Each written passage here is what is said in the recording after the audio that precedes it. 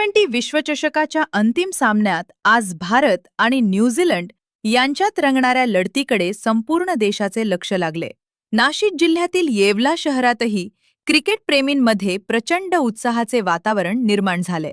सामना सुरू होण्यापूर्वीच शहरातील विविध चौकांमध्ये क्रीडांगणांवर भारताच्या विजयासाठी जयघोष सुरू झालाय।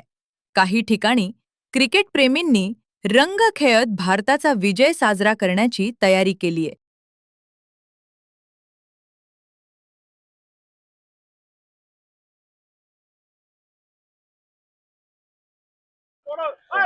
आज होणाऱ्या भारताच्या अंतिम सामन्यासाठी न्यूझीलंड संघ जरी एक चांगला संघ म्हणून गणला गेलेला असला तरी त्यांच्याकडे जरी ग्लेन फिलिप्स असला तरी आपल्याकडे अक्षर पटेल नावाचा एक अस्त्र आहे आणि निश्चितच आजच्या या सामन्यामध्ये भारतीय संघ वरचढ झाल्याशिवाय राहणार नाही। कारण संपूर्ण भारतभर रंगपंचमीचा उत्सव सुरू असताना भारतीय क्रिकेटर संपूर्ण भारतीय प्रेक्षकांना तसेच 150 कोटी लोकांना रंगपंचमीच्या उत्सवात रंगाने न्हावून टाकल्याशिवाय राहणार नाही। त्याचं कारण असं आहे, स्टेडियम जरी मोदी असलं, काहीसं अनलकी भारताला अंतिम सामन्यासाठी ठरलेलं असलं तरी यावेळेस मात्र तो इतिहास पुसला जाईल आणि इतिहास हा पुसण्यासाठीच होत असतो।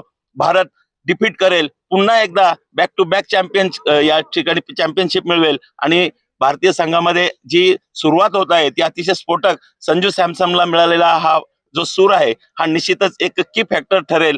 कारण आत्मविश्वास ज्यावेळेस बळावतो त्यावेळेस निश्चितच संघ एका ताकदीने खेळतो। तिलक वर्मा आहे, सूर्यकुमार यादव आहे आणि अंतिम सामन्यापर्यंत ज्या फलंदाजाला अभिषेकला सूर गवसला नाही, निश्चितच आज शतक करून तो भारतीय संघाच्या 250च्या पार जो नारा आहे तो मिळवल्याशिवाय राहणार नाही। निश्चितच भारतीय संघाला शुभेच्छा, त्यांच्याकडे चांगले चांगले फलंदाज आहेत, परंतु आपल्याकडे प्रत्येक फलंदाजाचा की फॅक्टर म्हणजे जसप्रीत बुमराह सारखा एक की फॅक्टर आहे आणि निश्चितच भारतीय संघ विजय मिळवल्याशिवाय राहणार नाही। भारत माता की जय! Cheer for victory. हे